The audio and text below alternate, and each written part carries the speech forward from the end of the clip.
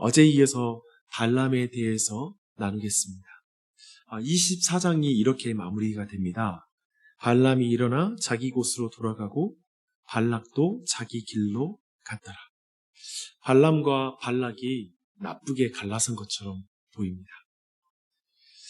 그 전의 내용을 보면 발람은 발락의 기대와 정반대의 행보를 보였기 때문에 그렇습니다. 발람은 4번에 걸쳐서 이스라엘 백성을 축복합니다. 발락의 기대에 완전히 반대한 것이죠. 그 중에 정말 유명한 말씀이 있어요. 하나님은 사람이 아니시니 거짓말을 하지 않으시고 인생이 아니시니 후회가 없으시도다.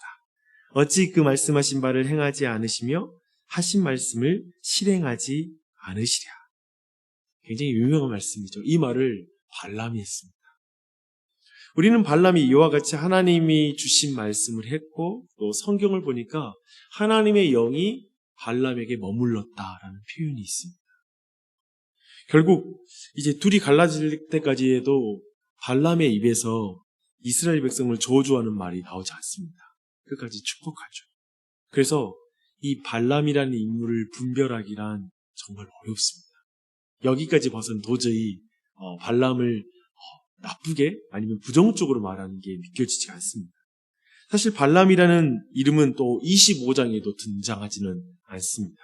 그래서 25장에 이 바알볼 사건이라고 말하는데 바알을 숭배한 이 사건과 발람이 전혀 관련이 없어 보입니다. 그런데 식스센스급 반전이라고 말하죠. 너무나 기가 막힌 반전은 민수기 31장 16절에 나옵니다. 사실상 오늘 통독한 25장에 바알볼의 이 음행 사건과 발람의 모든 행동을 해석할 수 있는 키, 열쇠가 나오는 본문입니다. 보라, 이들이 발람의 꾀를 따라 이스라엘 자손을 부올의 사건에서 여호와 앞에 범죄하게 하여 여호와의 회중 가운데에 연병이 일어나게 하였느니라. 성경은 침묵하다가 25장 사건의 배후에 발람의 꾀가 있었다라는 걸 이제 뒤에서 언급하고 있는 것입니다. 이제 사건을 전체를 재구성하게 될 수 있게 됐죠. 그렇죠? 그래서 발람이 이스라엘을 축복한 것은 진심이 아니라 그렇게 할 수밖에 없었으니까 축복했다라는 것들을 우리가 알게 됩니다. 하나님이 그 입에 계속 성경 표현이 뭐냐면 그의 입에 하나님의 말을 넣어줬다는 표현이에요. 그러니까 어쩌면 그 마음과 상관없이 입에 나오는 말을 넣어줬기 때문에 그 말을 한 듯한 그런 것을 우리는 해석할 수가 있습니다. 하지만 발람은 결국 빈손으로는 도저히 돌아갈 수 없다라는 판단을 한 것 같아요. 그래서 발람은 발락에게 꾀를 내어줍니다. 이 꾀가 무엇인지를 계시록 2장 14절에 버가모 교회에게 하시는 말씀 할 때 그때 그 꾀의 내용이 나옵니다. 발람이 발락을 가르쳐서 이스라엘 앞에 올무를 놓아 우상의 제물을 먹게 하였고 또 행음하게 했다라고 말합니다. 이 꾀를 구체적으로 이제 발람이 발락에게 주었던 꾀였던 것입니다. 계략이었던 것이죠. 우선 다음 내용으로 가기 전에 우리는 이 발람이라는 인물을 통해 주시는 하나님의 말씀을 먼저 들었으면 좋겠습니다. 그렇기 위해서 성경이 발람과 관련된 사건을 설명하는 방식을 한번 주목할 필요가 있습니다. 오늘 본문만이 아니라 어제 본문까지 포괄해서 좀 정리해 보도록 하겠습니다. 먼저 발락과 발람 이 사건은 이스라엘이 알 수 없는 사이에 일어난 사건입니다. 그렇죠? 이스라엘이 전혀 인지하지 못한 상태에서 이미 이런 일들이 벌어지고 있는 것입니다. 놀랍게도 이스라엘이 모르는 가운데 하나님의 보호하심이 있었습니다. 어제 내용을 생각해 보십시오. 어제 통독했던 내용. 그러나 하나님께서는 그 모든 영역에서 주권자로서 자기 백성을 다 보호하세요. 분명히 저주하고 싶어하는 저주들이 있잖아요. 그걸 다 바꿔요. 하나님이 결코 저주하지 못하도록 모두를 막습니다. 이것이 얼마나 놀라운 은혜입니까? 이걸 기억해야 돼요. 하나님의 백성을 해할 권세는 사단을 비롯해서 그 모든 피조물에게도 없습니다. 그런 줄 믿습니다. 그 누구에게도 허락되지 않았어요. 로마서 8장 31절은 말합니다. 그런즉 이 일에 대하여 우리가 무슨 말하리요? 만일 하나님이 우리를 위하시면 누가 우리를 대적하리요? 모든 피조물이라도 하나님을 사랑해서 우리를 끊을 자가 없습니다. 보이지 않는 곳에 하나님 역사하고 계세요. 눈에 보이는 것으로 모든 것을 평가하는 우리는 정말 많은 것을 놓칠 때가 많습니다. 이 세상에서 우리가 보고 느끼는 건 너머에서 더 많은 일이 벌어지고 있습니다. 이걸 놓치지 마십시오. 우리가 인지하지 못하는 곳에 하나님의 역사는 더 크게 일하고 있습니다. 이걸 놓치지 마십시오. 그런 사실을 깨달을 때 사실은 우리 눈에 보이는 것 너머에, 우리가 느끼는 것 너머에 이 세상에 거대한 너무나 많은 일이 벌어진다는 사실을 깨달을 때 인생이 겸손해지죠. 그렇죠? 하물며 하나님 어떻겠습니까? 우리는 보이는 곳, 원하는 곳에서 하나님이 우리가 원하는 모습으로 원하는 때에 일해 주기를 원해요. 그것으로 인해서 그대로 안 되면 화내고 불평합니다. 그걸 보여주는 게 이스라엘 백성이죠. 광야 기간 내내 그냥 먹고 마시는 것 때문에 계속 불평해요. 눈에 보이는 것, 잠깐 그 자신에게 불편한 것으로 계속 하나님께 화를 내거든요. 그걸 보여줬죠. 문제가 발생하면 바로 원망하고 불평합니다.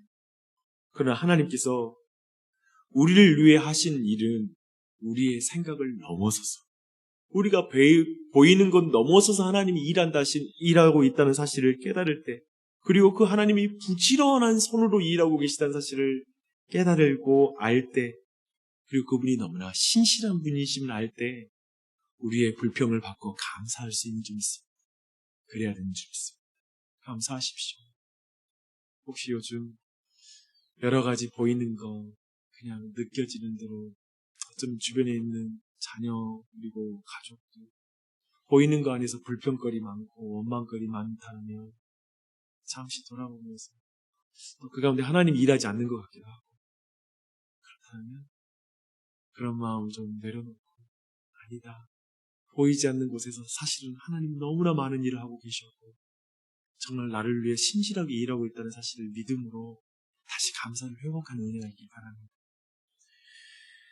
이렇게 먼저 발람과 발락의 사건이 보이지 않는 곳에서 그 백성을 위해서 일하시는 하나님에 대해서 말하고 있음을 먼저 보았습니다. 두 번째, 발람은 사람의 보이는 것에 속지 말라는 중요한 가르침을 우리에게 주고 있습니다.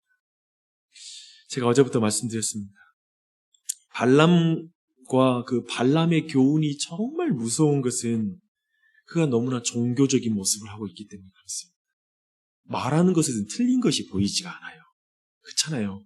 뒤에 이제 31장 가서 이제 발람이 꾀를 줬다기 때문에 그 내용이 해석이 되지, 그 말한 내용으로는 해석이 안 되잖아요. 틀린 게 없으니까. 그쵸? 성경은 의도적으로 25장 바알볼 사건의 배우가 발람인 것을 밝히지 않고 31장에 밝히고 있다는 거예요. 이게 독특하죠? 많은 독자로 하여금 어쩌면 발람에게 어느 정도 호감을 사게 만들어요. 그렇죠? 문제없이. 독자들은 모두 31장의 그 내용 보고 깜짝 놀라고 나서 발람에게 속았다라고 생각하면서 이제 발람이 행한 앞에 있는 모든 행동과 말을 다시 재해석하게 만들어요. 성경이 의도적인 방법인 거예요. 다시 앞에서부터, 그러면 앞에서 했던 행동은 뭐지? 그 말은 뭐야? 라고 이렇게 생각하게 만드는 것이죠. 발람이 했던 모든 말과 행동은 사실상 거듭나지 않은 자, 더러운 이익을 하나님보다 더 사랑하는 자의 행동이었습니다. 그래서 어쩌면 억지스러운, 자기 마음과는 다르게 하나님이 말을 넣어줬기 때문에 어쩔 수 없이 할 수밖에 없는 그런 행동이었다는 걸 보여주고 있습니다. 그리고 어떤 면에 이런 내적인 상태로 이 정도의 영적인 활동을 할 수 있다는 것 또한도 보여주고 있습니다. 그래서 거짓 선지자, 참된 선지자를 분별해야 된다고 성경은 말하고 있는 것이죠. 거짓된 선지자도 달콤한 축복을 말하기 때문에 그렇습니다. 이걸 주목해서 보실 필요가 있습니다. 결국 보이는 것이 영적으로 보여도 지극히 육체적일 수 있다라는 걸 발람은 우리에게 보여주고 있습니다. 그래서 보이는 것으로 다 평가하고 보이는 것으로 다 이렇게 알 수 있는 게 아니더라고요. 이걸 주목하셔야 됩니다. 중간 정리를 하겠습니다. 발람과 발락과 관련된 민수기 내용을 통해 우리는 보이지 않는 곳에 일하시는 하나님을 만납니다. 동시에 사람이란 사람이란 보이는 것으로 바르게 평가하기 어렵구나라는 사실을 깨달아요. 다시 한번 정리합시다. 하나님은 보이는 것으로 평가할 수 있는 분이 아니에요. 그 이후에 보이지 않는 곳에 하나님의 역사가 있기 때문에. 근데 사람은 또 보이는 것으로 평가할 수 없어요. 보이는 것이 다가 아니거든요. 그렇죠?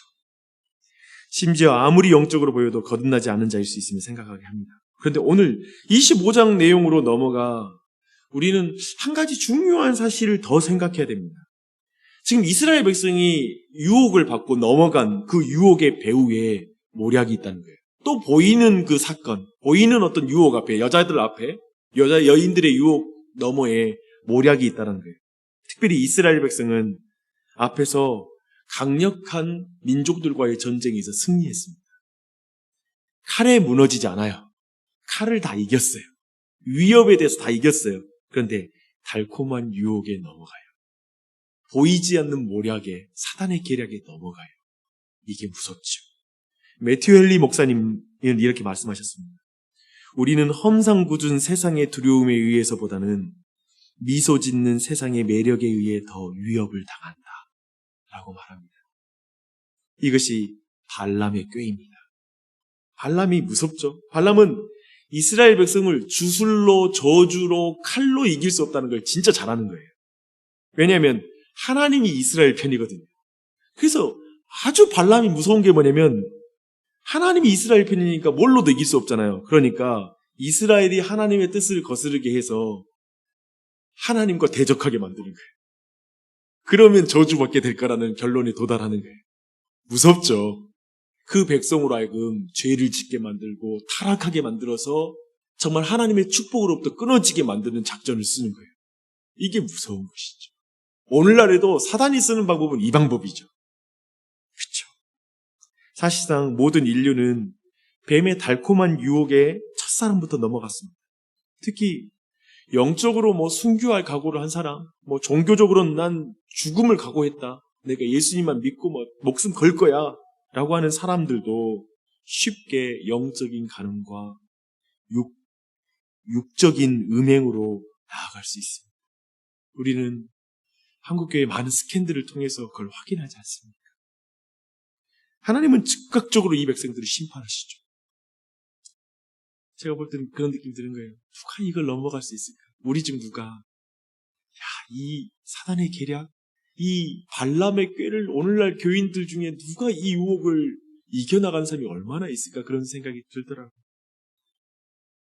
하나님 그 즉각적으로 이 백성을 이제 심판을 시작해요. 근데 그때 비느하스의 신실함을 통해서 자기 백성을 구원합니다. 제가 주목하고 싶은 비느하스예요. 근데 하나님은 비느하스의 행위를 매우 인상 깊게 이렇게 표현합니다. 하나님의 열심, 하나님의 질투로 그렇게 했다. 그러므로 말미암아 그걸 통해서 이스라엘 백성들에게 속죄의 행위를 했다고 생각하고 용서하십니다. 그 백성들을 죽이지 않으시고 살리십니다. 이것은 두 사람을 죽임으로써 모든 백성을 살리시는 그런 사건이었습니다. 그 결과 연병이 멈췄어요. 그리고 나서 하나님은 비느하스에게 평화의 언약을 맺는다라는 이 평화의 언약을 맺습니다. 그와 그의 후손의 영원한 제사장 직분의 언약을 주신 것입니다. 그리고 이 사실이 우리에게 동일하게 소망이 됩니다. 오늘날 우리 중 누구도 저 발람의 교훈, 발람의 꾀에 넘어가지 않을 사람 아무도 없는데 우리에게 비느하스보다 더 신실한 제사장이 계십니다. 우리 구주 예수 그리스도이십니다. 그분께서는 죄인들을 창으로 찔러 죽여서 이 속죄의 일을 행하신 게 아니라 자신의 몸에 창이 찔리고 피를 흘리시고 살을 나눔으로 말미암아 속죄의 제사를 행하시는 참으로 하나님께 열심히 있고 하나님께 정말 신실했던 분이셨습니다. 하나님을 향한 열심, 하나님의 질투로 그 십자가의 형벌을 당하셨습니다. 그러니 이분만이 우리의 소망이잖아요. 이분만을 붙잡지 않을 수가 없죠. 이분으로 말미암아 우리가 살고 다시 일어설 수 있는 줄 믿습니다. 우리는 보이는 것으로 하나님 나와 함께하지 않으시고 우리 가정이 역사하지 않는 것 같아 라고 이렇게 원망할 때도 있고 또는 보이는 사람 쉽게 믿고 보이는 것으로만 사람을 평가하고 그렇게 우리가 넘어가는 쉬운 사람이기도 하지. 그래서 결국 또한 우리 안에 있는 많은 유혹 속에서 그 배후에 사단이 역사하고 하는 그런 모략들 이런 거 생각 잡고 쉽게 달콤한 유혹에 넘어가는 우리이지. 그런 우리에게 우리 구주 예수 그리스도 하나님에 대한 열심, 하나님의 질투로 십자가의 형벌을 당하신 그분이 우리에게 있지 않습니까? 그분을 붙잡으십시오. 그분의 열심을 기억하십시오. 그리고 이제 우리 모두가 하나님을 향한 열심으로 일어서야 되는 줄 믿습니다. 피느하스처럼 말입니다. 고린도후서 11장 2절로 3절에 이렇게 말합니다.